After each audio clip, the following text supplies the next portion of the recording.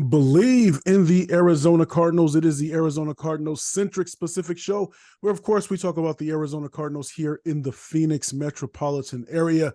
My name is Javon Adams. Call me J Love. And with me is the man who makes this thing run. He is the foundation. He is the I don't know, the catalytic converter, whatever. He played professional baseball, but he also played in the National Football League on that first Super Bowl bound team for the Atlanta Falcons. I'm talking about none other than Ed Easy Smith. What is good, my brother? What up, though, man? We made it through the preseason. It's time to get to some games that actually mean something. Indeed. Although So it's going to be a tough watch. yeah, it is going to be a tough watch. So this week, of course, we're just broadcasting once, but starting next week, we'll be hitting y'all twice on Mondays and Thursdays. So Monday, looking ahead to what's going on in the game, what's going on for typically on Mondays. Let me rewind that. Typically on Mondays, it's a look back on the game that just passed. And then on Thursday, of course, we're looking ahead to the game that's coming up. Since this will be week one, we'll be kind of still looking back on maybe some of the moves that happened towards the end of this week and getting into next week. And then Thursday, of course, looking ahead to the opponent, which is the Washington Commanders. But before we get into all that stuff, there is still some things before we get into that official week one type of mindset. There's still some things that we got to discuss and talk about. Mainly the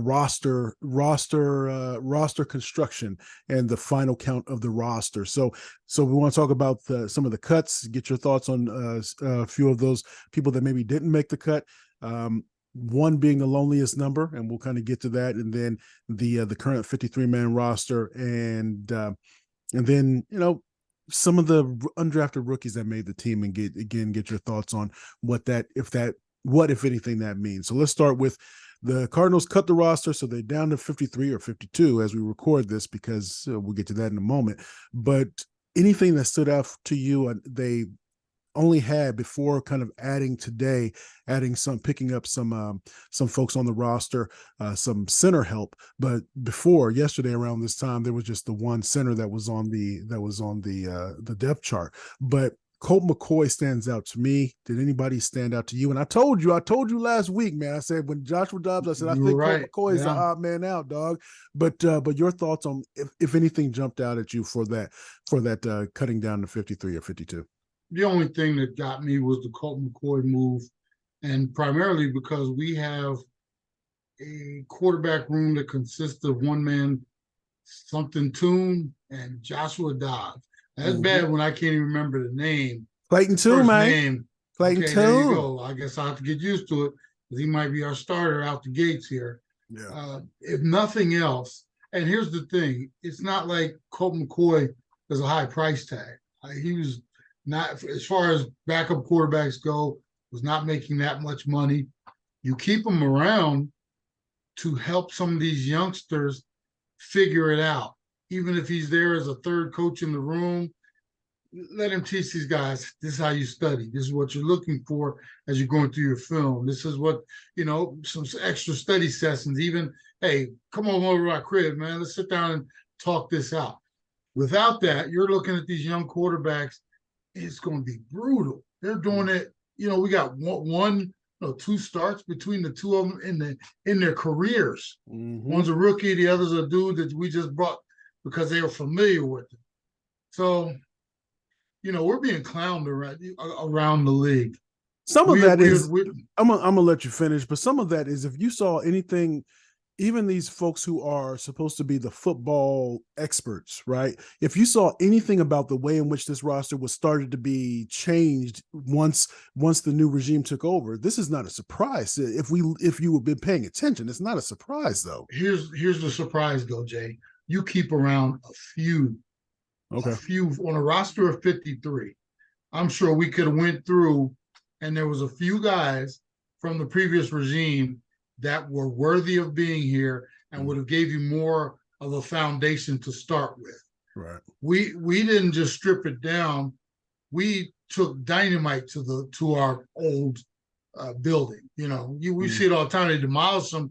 We didn't just take it down and we're going to start from scratch, but we still have the foundation.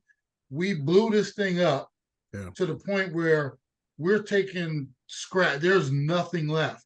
And my only argument is there would have been a way to keep a couple of these guys around here as the foundation. Like Buda Baker's the only dude that you even know on this entire roster for the most part. Yeah. You know, Zaven Collins, on a roster of 53, if I get the 5 names and I'm, okay.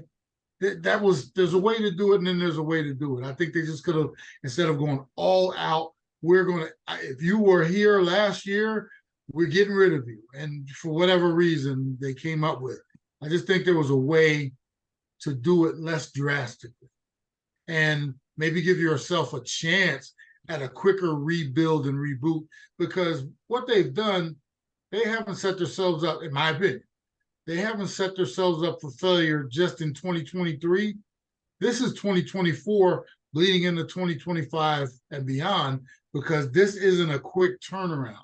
If you're talking about doing some of the things they're doing, your quarterback and different things like that, you're resetting, bringing another rookie in here, or even if you go with Kyler Murray, he's got to learn your offense. He might not be a good fit. We have 0 wide receivers, meaning we don't have a number one. We got Connor. We got Marquise Brown. Okay, yeah. We got Connor as our franchise, our running back. He's going to be our bell cow. Offensive line's a mess. Yeah.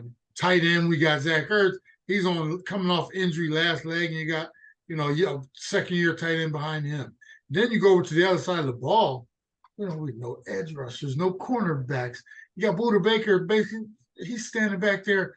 If he's the last line of defense, he's going to have a whole lot of people coming at him.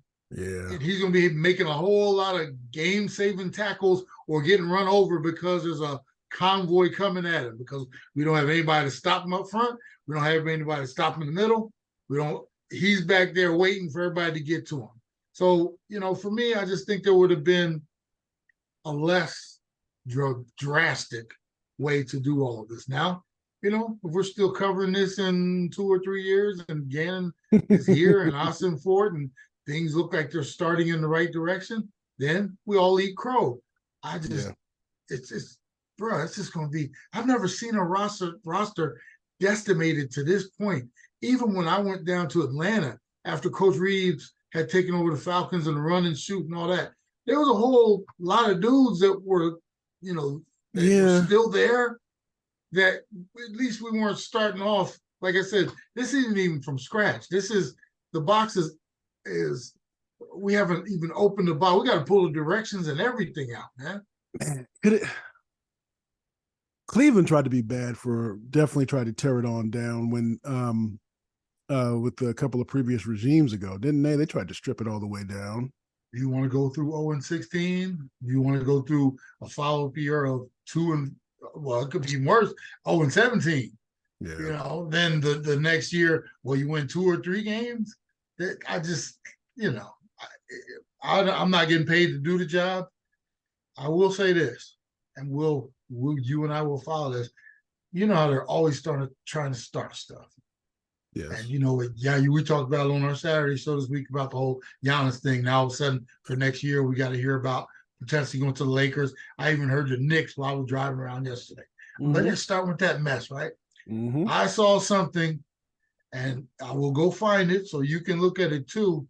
There's speculation. It's all speculation. Gannon could be a one and done. Yeah, I saw that too. I heard that too, man. Yeah. Come on, man. But he has to. You can't. If you tear it down like this, you cannot expect to get to be able to get these wins. And depending on the type of players that you bring on, if you bring on, let's say, undrafted free agents, or undrafted free agents, undrafted rookies into your team, then they might be a little bit more malleable, and you might be able to form them to your culture, as opposed to maybe having all these veterans on your team that feel that they're on a sinking ship, so they're gonna do whatever they're gonna do. They are up for self no matter what. But yeah, come on. Unless he shows that he has no leadership skills at all, that would be as Dan Bickley says, that would be derelict. That would be ridiculous. Who's coaching the potential 2-time Heisman Trophy winner over there at USC? Don't do that, dog. I'm not. The other talking heads are Lincoln Riley with Caleb come on. Caleb comes out, then if he's out there, I'm just saying, but this is why when you do this to this magnitude and you end up with a 1-16 or God forbid a 0-17 record, that gives them the reason and the excuse to do it. Well, he was really just over it, but you set him up for failure. Yeah. They're setting this team up for failure and disgrace. If they get a couple wins, I heard their over under went down from 4.5 to 3.5, bro. Golly, how bad could it be, and how easy would it be for them to then flip the script? Well, yeah, it just wasn't working. And even though it was just a year, we did it with a quarterback a few years ago. It wasn't these guys, but I'm just saying.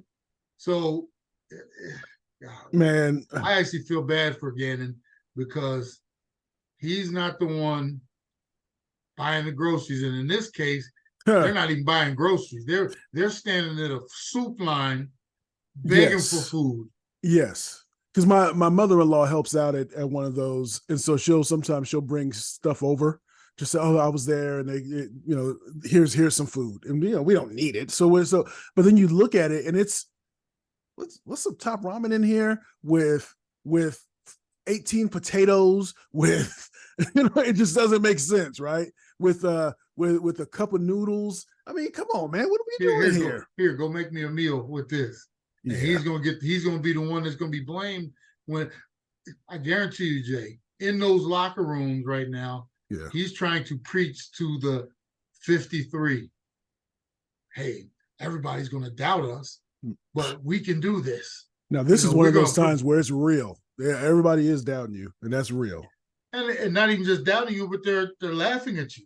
They're laughing at this team and organization across the airwaves and other teams. It'll be an embarrassment. This is how bad it is. Man. In every instance, Jay, we always talk about this is the NFL. This is the top of talent. Every Sunday, you go out there and anybody can beat anybody.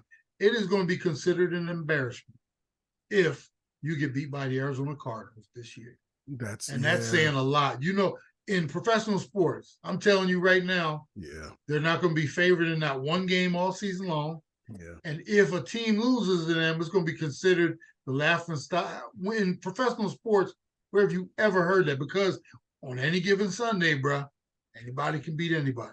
If you lose to the Cardinals, this group of talent that they put together and throw it in there, a rookie coach and all this, like I said, I am afraid that this is, like I said, this team is going to be a laughing stock. It's not going to be how much. It's not going to be if they lose. It's going to be how much they lose by each week, and the joke is going to go in each week. Okay, how much are the Cardinals favored to lose by this week? We're going to be looking at some incredible point spreads depending on who they're playing, and that is embarrassing. I'm just telling you, get ready, bro, because we got on the flip side. It's nothing, but they just give it us. We don't even have to prep for shows. We're just gonna be, we got. You love dysfunction and drama. You love it. You love it. Give it to me like this. I can't help. I mean, this I didn't even have to put together my Christmas list. They pretty much just said we're just gonna go get you everything, and you can pick the best of what you want because they're gonna supply the stories all through the year. It's gonna be how bad is the team, in my opinion. Now, if they win a few games, shut me up. I'd love to see it. But from what I'm looking at, and then the intent of the car, we're not going to put out who's going to be our starting quarterback because we want to. It's like, really? So they're going to have to prepare for Toon and Dobbs. And you think the fact that you're not naming starter, that's right now, the defensive coordinator for the Washington Commanders right now is shaking in his boots because he doesn't know who's starting his game. That's a joke to me. Yeah. And that's what we're going to be dealing with all season long is a joke. Bleav in the Arizona Cardinals. So I want to briefly touch on this. As the time of us recording this, there's still one roster spot open, and there's kind of speculation on cardswire.com that it's because a transaction, maybe there's a trade or something that needs to be made, or some signing of some other maybe recently released player. When the player, and this could maybe go into as we talk about the undrafted rookies that made the cut, is when you're trying to build a team and you're going to tear it down, because I heard you locally or nationally, I should say, where they were asking about the whole Isaiah Simmons thing, and it was with Lance Meadow on Sirius XM last weekend, and you're how do you define again the rebuild versus a build? Because the coach, and this is what I've heard, and if you agree, the coach is trying to build his culture. The coach is trying to build his team, but the GM is saying you can build whatever you want, dog. But this is going to be a situation where we got to start from scratch, and we got to try to get this foundation. So when you're talking about maybe making possible trades or maybe trying to start with undrafted rookies, what does all that mean to you? Well, and then I'll bring up, I think I remember what you're mentioning when I was talking to Lance. A rebuild, imagine you're doing, you take on a home remodel project, right? Right. And you're like, we all, man, you know what? I want a bigger island in the kitchen. I want to, maybe some different cabinets, hey, hon, let's go ahead, go to Home Depot. That's something you can do on your own almost. You get somebody to come in, do the hard labor, but, you got the island, you got maybe some different stairs, chairs at the island, and you do the new cabinets. Okay, right? Yeah. There's that. And then there's somebody buying one of those. We see you watch all those shows. I don't watch them myself, but those shows where they flip them, right? So they come in and the house is a total mess. Yeah. So what do they do, Jay? They take that thing and they almost blow it up to the point where there's nothing left but studs on the ground. There's no kitchen. There's no living room, bedroom, nothing. What they've done, they've actually made it unlivable for the family that lives there, to the point where they got to go stay in a hotel for 4 to 6 months because you can't live in this. There's nothing to cook on. There's nothing to sleep on. There's birds and stuff, landing on you because all the ceiling and everything is just demolished. And that is what the Cardinals, that is rebuild and there's retune or however we want to. This is one of those instances where they blew the house up and we're basically building a brand spanking new house. You can't live in this right here. There's nothing left.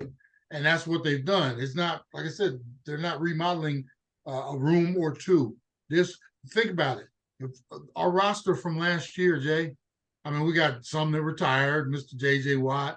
They shipped some dudes off, didn't re-sign some dudes early in free agency. And we were like, well, we're going to keep a couple of these. Anybody who was on this roster last year had a red scarlet letter on them. Yeah. And for whatever reason, the true sign too, Jay, when they were even going through free agency, it was like, well, we'll take that one right there. It was a bunch of 1 and 2 year deals for mid-range guys. It wasn't, they did not make a splash. They didn't make as far as I know, they didn't even make an offer to anybody with any real tenure. It was like, if you have too much talent, we don't want you around here right now. Ooh. If you need too much money, don't even, because I'm sure there was some agents out there. Well, let's see what the Cardinals are. Ring, ring, ring, ring. Went to voicemail. Ring, ring. We'll come back tomorrow. Ring, ring. They're not answering their phone. If they had caller ID and look, Scott Boras. Oh no. We don't. No, yeah, we're good. They wanted zero talent and zero long term in here. Yeah. And that's exactly what they got and what they're going to get. And for fans who are holding hope that, well, if we coach them right, you can coach. If you had, if you took me in my prime and replaced Travis Kelce with me, as much as I think my talent was in my head, I'm not Travis Kelce. You're not going to get the same production out of me. So you're taking players that nobody else wanted, putting them on this roster. You dumped all your talent. Now you're going to go out there and play in the NFL against teams that, they're going to be every team that is on the Cardinals schedule. I guarantee they're looking, oh, yeah, we're going to put some numbers up in this one. Sack numbers, receiving numbers, you name it. We're going to walk out there with a W. And that's just, it's a sad state. Real quick, and I'll shut up. It's a sad state as an athlete to go to the yard, the park, the stadium every day, whatever it is, arena, knowing in your mind, no matter how good we play, now how well we're coached, we're not matching up unless something really crazy happens. We don't have enough talent to win these games, and that is something that's demoralizing because they're going to continue to try to feed these guys. We got you all here for a reason, and we're going to prove everybody wrong. Well, man, about 3 or 4 or 5 weeks into the season, you're going to have guys that are going to be calling their agent, "Can you get me out of here?" It's just going to be that bad. Unless you're a dude that just, I need a paycheck and nobody else will give me one. There are going to be guys that are not going to want to play here and go through this mess. What do you think Buda Baker is thinking right now? That's why he ended up getting a little bit more money this season. He was trying to get that extension. He saw it. He saw the writing on the wall. Yeah, I'm telling you, it's going to be rough. It's going to be rough. All right. So Bleav in the Arizona Cardinals. So the current 53-man roster, again, the light at it, the more the cuts. Yeah, we have been talking. We've tried to be as realistic, as pragmatic, whatever the correct word is, in regards to this roster construction in this upcoming season. But when you see some of those cuts, and when you see the way that they just, again, the 1 and 2 year contracts, I want to believe, no pun intended, that they will, at least that they should, hopefully they'll be competitive. But when you could, but because if, and I'll say this, and before we head out of here, and again, we're going to be next week, moving forward, starting next week, Mondays and Thursdays, Bleav in the Arizona Cardinals. But what would let you know that this team has not given up? Because to me, it would be, if they are losing, that they're losing 8 or less, 9 or less points would be the deficit. So if they're losing by double digits, if they're losing by 14 or more consecutively, then that just kind of maybe lets me know that they're not, maybe that they either are definitely undermanned, which we anticipate they will be, or are just maybe not giving as much effort as you thought that they would. What's a spread for you? It's not going to be a spread, Jay. It's going to be us watching, and obviously the coaching staff and GM. It's going to be all about effort, because there are going to be weeks where they get mollywopped and lose by 20. Can't have nobody trying to pull up short to make a tackle or something. If you're going to lack in talent, I want that much more in effort, and that's that will be acceptable. You and I, we've been doing this for a long time now with Bleav. A few years ago, we had the coaching staff, my man, before Kingsbury, Wilkes, and there were weeks, and we knew it was a bad team, bad quarterback, bad offensive line. It was bad everything, right? Yeah. There were weeks when you and I, what did we say? We get together after the game or on a Monday, and it was, oh my God, did you see how bad they looked out there? Meaning guys were giving up on plays. Yeah. And here's the thing. Anybody, when it's 0-0 in the first quarter, everybody can be hyped. Coming out of the locker room, bro, and then all of a sudden it's 21-0 in the first quarter, and you're cruising. You get into halftime, you still get beat, and then you come out and you can see. That's where our eyeglasses and magnifying glasses for us, meaning for fans, if you're thinking score is going to tell you a story, score is not going to tell you a story. You're going to have to dig deeper to get the information you want from this rendition of the Cardinals, because they're going to be outmanned. They're going to be a whole lot of out-coached as well, right? What the effort, and as you mentioned there, you used that word culture, guys, at least on the sideline, trying to encourage each other, giving it everything they got, even if and who knows, Jay, they might surprise us. I would love to we said it that year when Wilkes was here. It was like, we would love to be surprised. Show me something. Last year with the Cardinals, we knew Kingsbury was dead man walking. We were always, surprise us, because, we came out with what the heck was Jay thinking? 11 wins, 10 wins, you think? Yeah. So I kind of knew. And eventually you came and you saw what I saw. Yeah. But it'll be about effort. It'll be about, creating a culture, and it's hard to create a culture when you're losing, when you're getting fail bashed in every game. But those are the things we'll be looking for. Will tell us the story of the 2022 Cardinals, because it's not going to come down to wins and losses. Yeah, it's embarrassing to be. It's when you're talked about in such a when you're shown in such a negative light on a national stage with these shows, with these big national shows on television, and their op-eds or their hot takes about your team. I don't think that they're necessarily tanking, but they're definitely not trying to win, and they're trying to clear their books to be able to get ready to be able to create what will hopefully be the next competitive Arizona Cardinals team. I guess it's semantics and it's kind of like splitting hairs, but be that as it may, we gonna strap in and be along for the ride. All we can do, man. And like I said, evaluate as we see.